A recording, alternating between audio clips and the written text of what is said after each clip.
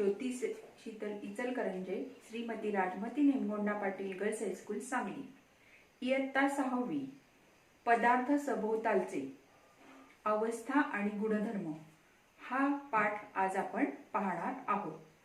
विद्यार्थ्यांनो, तुम्हाला माहिती आहे आपल्या सभोवती अनेक वस्तू असतात बघा. विटा, वाळू, अनेक असे पदार्थ असतात, पाणी आणि आपल्या सभोवती असते हवा. तर मी तुम्हाला काही गोष्टी दाखवणार आहे इथे, त्या तुम्ही बघायच्या आहेत. हे बघा, इथे लाकूड आहे, हा दगड आहे, फरशीचा तुकडा, ही वीट आहे, हा डब्बा आहे, खडू आहे आणि गोटी आहे. ह्या वस्तू सगळ्या स्थायू स्वरूपात आहेत. हे ग्लासमध्ये पाणी आहे, ते द्रवरूप आहे. ह्या बाटलीत काही नाही, पण ह्या बाटलीमध्ये हवेने जागा व्यापलेली आहे, म्हणजे ह्यात हवा आहे आणि आपल्या सभोवती पण हवा असते. तर पदार्थांच्या 3 अवस्था असतात बघा, स्थायू, द्रव आणि वायू. ह्या 3 अवस्था आहेत. तर आपण आज स्थायू, द्रव आणि वायू यांचे गुणधर्म अभ्यासणार आहोत. मेणबत्ती माहिती आहे तुम्हाला. तर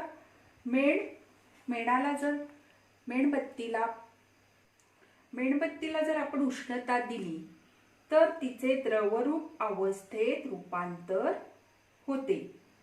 हे बघा, द्रव, आणि तो द्रव पुन्हा गार झाले की, थंड झाले की ते स्थायू रूपात येते. तर मेणाचे उष्णता दिल्यानंतर द्रवरूप अवस्थेत रूपांतर होते व पुन्हा गार झाल्यानंतर ते स्थायू होते. पदार्थाचे अवस्थांतर असे म्हणतात. विद्यार्थ्यांनो, पदार्थाची एक अवस्था बदलून जेव्हा तो दुसऱ्या अवस्थेत जातो त्या क्रियेस पदार्थाचे अवस्थांतर असे म्हणतात. आता आपण एक उदाहरण घेऊया, डांबर गोळी आणि कापूर. याचं कधी तुम्ही निरीक्षण केले आहे का? ते असेच उघड्यावर ठेवलं आपण, डांबर गोळी, कापूर, त्याचं रोज निरीक्षण करा. त्याचा आकार हळूहळू लहान होताना दिसतो. कारण का? तर डांबर गोळी आणि कापूर हे जे पदार्थ आहेत, स्थायू अवस्थेतून द्रव अवस्थेत रूपांतरित न होता परस्पर वायूत त्याचे रूपांतर होत असते. त्यामुळे त्याचा आकार आपल्याला लहान लहान झालेला दिसून येतो.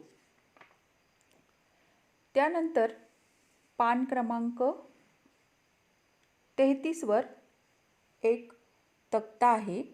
त्याच्यामध्ये बघा काही उदाहरणं दिली आहेत. स्थायू, द्रव आणि वायू, त्यांचा आकारमान आणि आकार कसा असतो ते आपण ह्या तक्त्यामध्ये बघूया.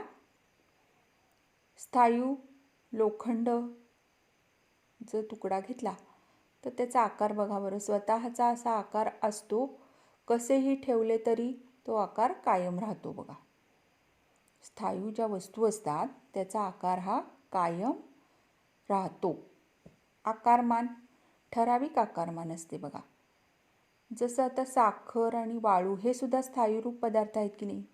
मग ते जर आपण एखाद्या पृष्ठभागावर, सपाट पृष्ठभागावर ओतले तर त्याचा असा ढीग तयार होतो, त्याला म्हणायचं आकारमान.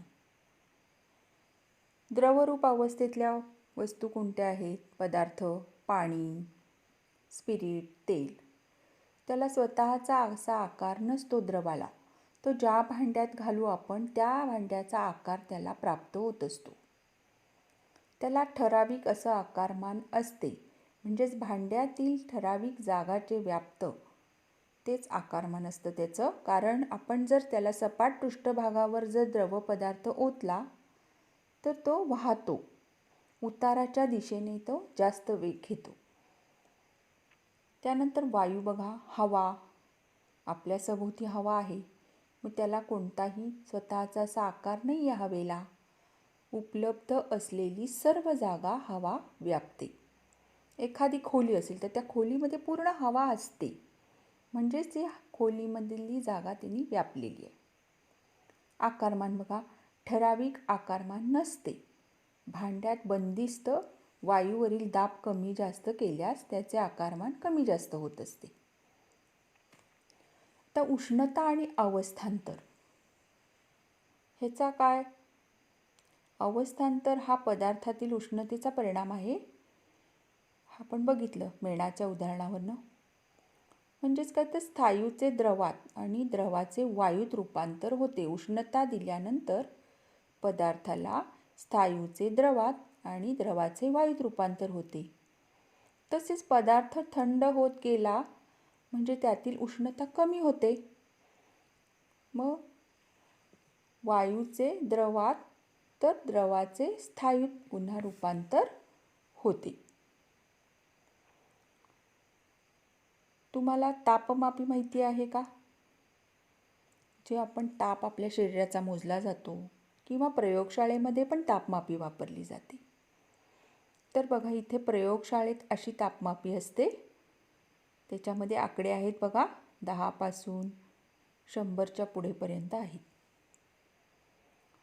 मग एखाद्या पदार्थाचं जर तापमान मोजायचं असेल म्हणजेच एखाद्या पदार्थातली उष्णतेचं प्रमाण किती आहे हे त्या तापमापीवरनं आपल्याला कळते, मोजता येते. तर प्रयोगशाळेतली तापमापी आहे. प्रयोगशाळेमध्ये काही प्रयोग करण्यासाठी हिचा वापर केला जातो आणि तापमान मोजण्याचं एकक आहे अंश सेल्सिअस. सी हे अक्षर त्याला वापरलेलं असतं सेल्सिअसचं. तसंच आपल्या शरीराचं तापमान मोजण्यासाठी पण तापमापीचे विविध प्रकार आहेत बघा. बघा या चित्रामध्ये वेगवेगळ्या प्रकारच्या आता डिजिटल आलेल्या आहेत तापमापी आणि काही साध्या असतात. त्याच्यामध्ये खाली आपल्याला पारा दिसतो. तो पारा जेवढं तापमान असेल तेवढ्या आकड्यापर्यंत तो वर जात असतो बघा. ताप आल्यानंतर आपल्याला ती तापमापीचा उपयोग होत असतो. आता तर कोरोनासारखे व्हायरस आल्यामुळं आणखीन एक तापमापीचा असा वापर केला जातो.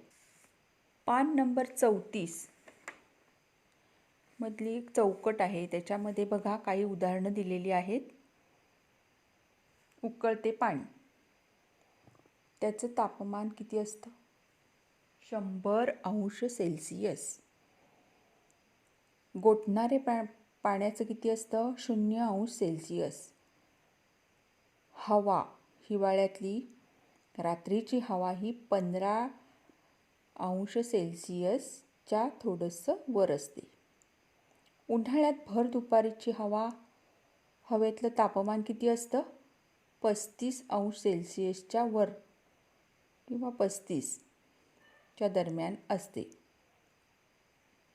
फ्रीजमधील तापमान 5 अंश सेल्सिअसच्या दरम्यान असते. फ्रीझरमधील तापमान -18 अंश सेल्सिअस असते. आणि आपल्या शरीराचं तापमान असतं 37 अंश सेल्सिअस. मग आपलं 37 अंश सेल्सिअसच्या वर तापमान गेलं की आपल्याला ताप आला असं आपण म्हणतो. आता आपण बघूया उत्कलन म्हणजे काय? पाण्याचे उकळणे. पाणी उकळायला लागले की त्यातून वाफ येते, बुडबुडे यायला लागतात बघा. मग पाणी ज्या तापमानाला उकळते त्या तापमानाला पाण्याचा उत्कलनांक म्हणतात. 100 अंश सेल्सिअसला पाणी उकळते. इथे आकृतीत बघू शकता तुम्ही, तापमापी त्यात ठेवलेली आहे आणि उकळत्या पाण्याचं तापमान तिथे दाखवलेलं आहे 100 अंश सेल्सिअस. आता आपण पाणी झाकून ठेवतो. झाकल्यावर त्यात वाफ आतल्या आतच राहते. मग आपण जेव्हा झाकण काढतो तेव्हा थंड झालेले वाफ याचं पुन्हा पाण्यात रूपांतर झालेलं असतं बघा. पाण्याचे थेंब थेंब त्या झाकणावरती दिसतात. तर या क्रियेला संगनन असे म्हणतात. त्यानंतर तुम्हाला बाष्पीभवन माहिती आहे का? पाण्याचे वाफेत रूपांतर होणे.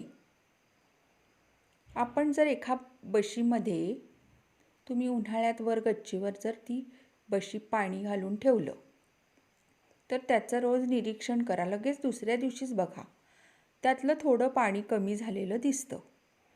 म्हणजेच काय तर त्यातलं काही पाण्याचे वाफेत रूपांतर झालेलं आहे. हळूहळू पाण्याचं रोज वाफेत रूपांतर होईल, बाष्पीभवन होईल आणि हळूहळू ते पाणी पूर्ण संपून त्यात दिसणार नाही तुम्हाला. याला म्हणतात बाष्पीभवन. गोठणबिंदू. एका ठराविक तापमानावर पाणी आणखी थंड न होता त्याचा बर्फ बनू लागतो बघा. मग ज्या तापमानावर हे घडते त्याला पाण्याचा गोठणबिंदू असे म्हणतात. पदार्थाचं तापमान 0 असून कमी होऊ शकते. म्हणजे बघा फ्रीजरमधील हवेचे तापमान हे -18 डिग्री सेल्सिअस असते, -18 अंश सेल्सिअस असते.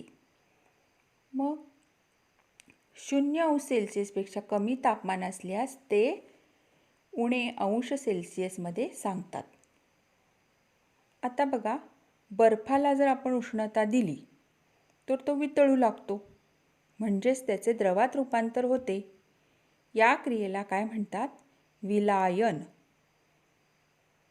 प्रत्येक पदार्थाचा असा विशिष्ट उत्कलन बिंदू असतो आणि तोच त्याचा संगणन बिंदूही असतो. प्रत्येक पदार्थाचा विशिष्ट गोठण बिंदू असतो, तोच त्याचा विलय बिंदू असतो.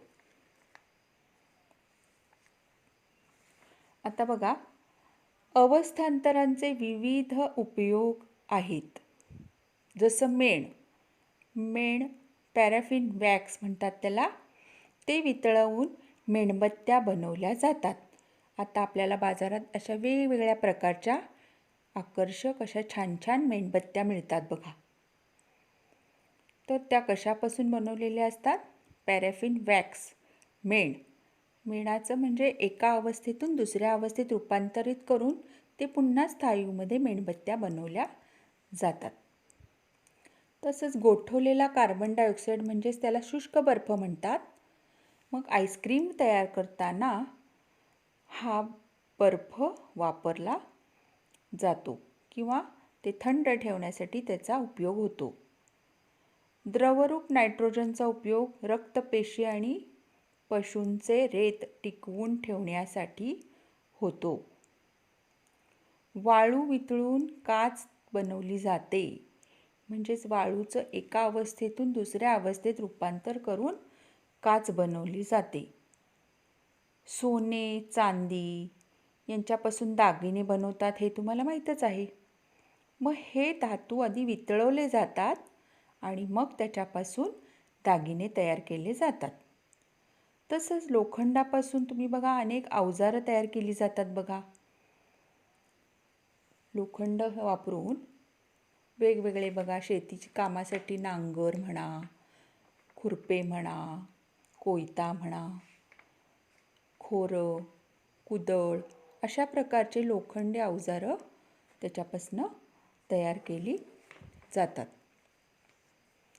संप्लवन एक क्रिया आहे बघा. संप्लवनमध्ये आयोडीन आणि वाळू यांचं मिश्रण जेव्हा तापवलं जातं त्यावेळेला त्याच्यामध्ये उष्णता दिल्यानंतर वाळू तशीच राहते, पण आयोडीनचे कण हे असे द्रवरूप अवस्थेत न जाता ते वायुरूप अवस्थेत जाऊन त्याची वाफ तयार होऊन त्या आयोडीनचे कण त्याच्यावर जे उपडं ठेवलेले नरसाळे आहे त्याच्यावरती चिकटलेले दिसतात.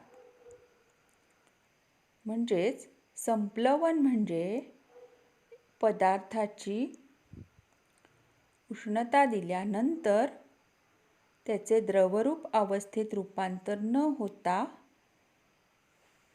त्याचे अवस्थांतर स्थायू रूपात थेट वायू अवस्थेत जाऊन ते स्थायू रूपात आपल्याला ते दिसतात. स्थायू पदार्थांचे द्रव न होता थेट वायुरूप अवस्थेत त्याचे अवस्थांतर म्हणजे संप्लवन होय.